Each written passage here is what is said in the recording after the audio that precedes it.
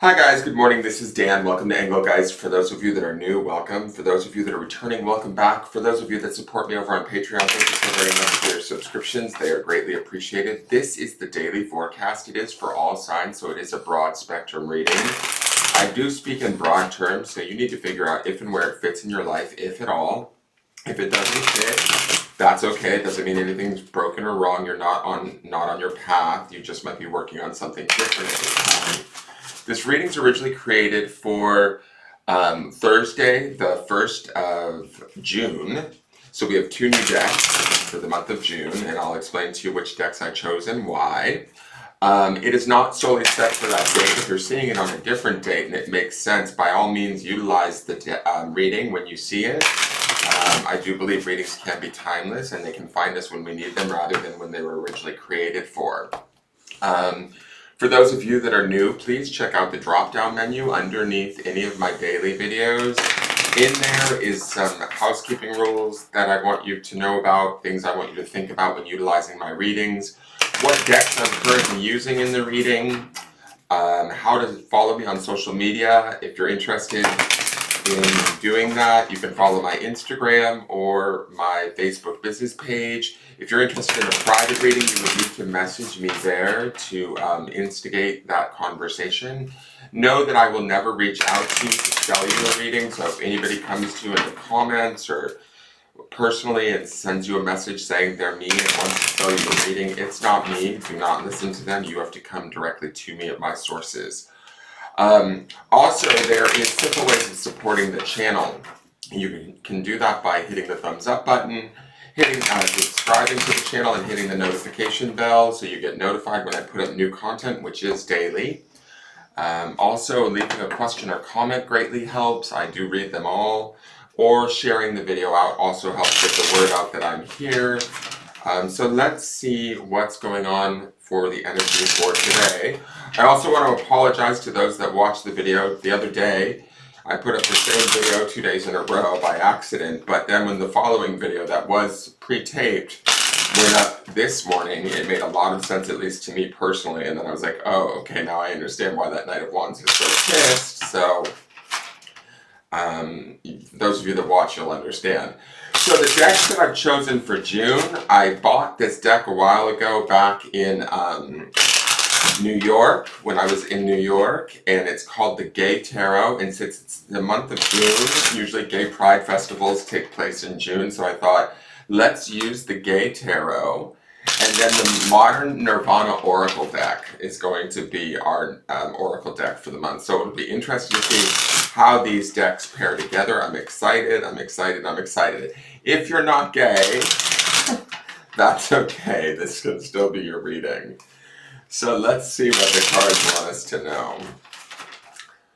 And it's funny because when I open the Modern Nirvana Tarot, the back of the deck is these colors, which to me kind of came off a little gay. So I think these decks might work really well together. What is our card for today? The Sage of Swords. All right, so I'm going to need to figure out who the Sage is in this deck. Give me 1 minute. It's probably the Knight, I'm thinking. But let me look. Oh wow, there's all these instructions in many different languages. 1 second here.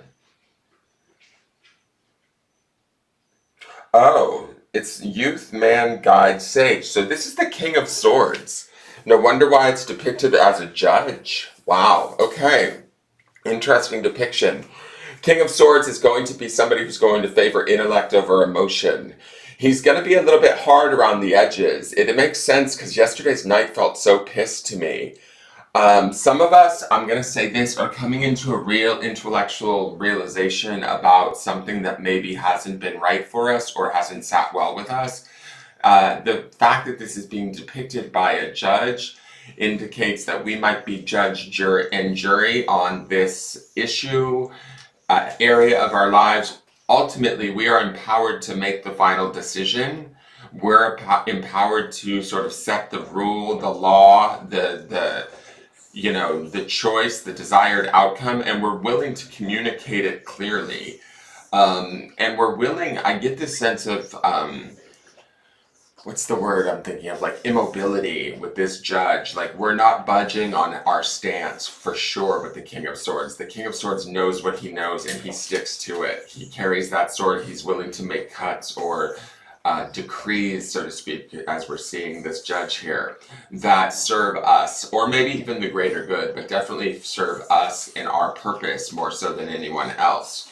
So keep that in mind today. Keep a strong mind and keep a clear mind on what it is you want and how it is you want it. And hold true to that is the message that I get here. Be like this judge. Underpinning this is the Four of Swords from the Sunday reading. And you can check that out at the end of this video in the lower left-hand corner. That's the underpinning energy, and that's the foundational clarity or mental clarity that we need by going inward. And when we go inward and we get that mental clarity, we're able to step forward into this Sage of Swords or this King of Swords and understand very clearly what we need to think, communicate, and act on to enact, and I'm just going to use this because there's a judge reference here, enact laws in our life or ways of being in our life that serve us above all else. And that's okay today, is how I feel. Let's look to the modern Nirvana Oracle. Clear lines are being drawn today, it feels like. Kintsugi. She's giving me divine feminine. Did the King of Swords cut her arm off? We had divine feminine in this position in yesterday's reading. I don't know who Kintsugi is. I am going to read it to her. But she is giving me this sort of goddess clarity. She's been to war and back. She's maybe lost an arm, but she's not dead. She's still holding her cup of love, her cup of wisdom. The star is the underpinning energy at the end of the week. The star is represented by having 2 cups of healing waters that she pours forth. So we still have a healing, and this halo around her speaks to this kind of clarity of knowing. That's the truth of the communication and the mental clarity that the King of Swords would have also. These 2 cards together feel very powerful. It also makes me think of, when you go to like a courthouse, you'll see statues of, different women or whatever. You know how Justice is usually depicted by Libra, and she usually looks like a statue sitting in that throne. This is giving me that vibe. There's a definite clarity here. We know maybe where we've been, what we've suffered, what we've been through, and we're stronger, wiser, all the more powerful because of it. I'm not even worried that she's missing that arm, to be honest. I feel like the loss of that arm is actually the education, what educates this King of Swords to be direct and forthright in his communication at this time. So I'm going to read Kintsugi's story. Everything has beauty, but not everyone sees it. Confucius. Kintsugi is a Japanese art form and philosophical outlook in which what is broken is repaired with precious metals. Oh, I've heard of this before, such as gold, platinum, and silver.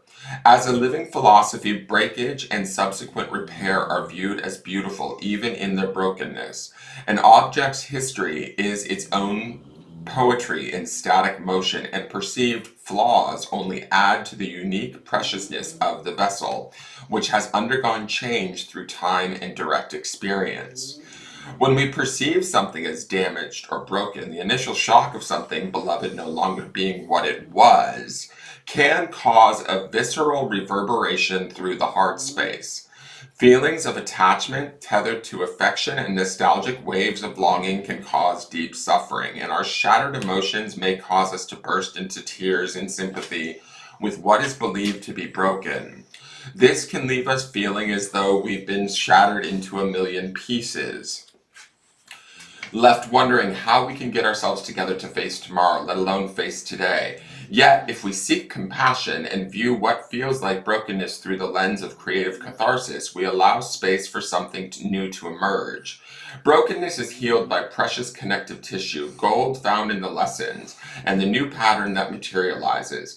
Object and subject are no longer separate, but equally healed with awareness and imagination. That equally healed is that star influence that's underpinning from the Sunday reading coming into all of this, you guys. In moments where you may feel broken, empty, and in need of repair, remember that the brokenness can contain a layer of unexpected beauty, especially when we consciously attempt to weld the spaces of emptiness with preciousness. In alchemical metaphor, mind, often referred to as the all, has the ability, and mind would be this king of swords, guys, has the ability to turn lead into gold through transmutation. In the metaphor of embodied art, kintsugi is here to remind us to find the lightness of being and to transmute the tough moments in life into tremendous works of art with the consciousness of the master craftsman. If you've pulled this card and are feeling broken today in any way, remember the art that you are and that there's always a space for a new masterpiece or a master of peace, P-E-A-C-E, and that is the Four of Swords, meaning underpinning this. So is the star. They both represent internal peace.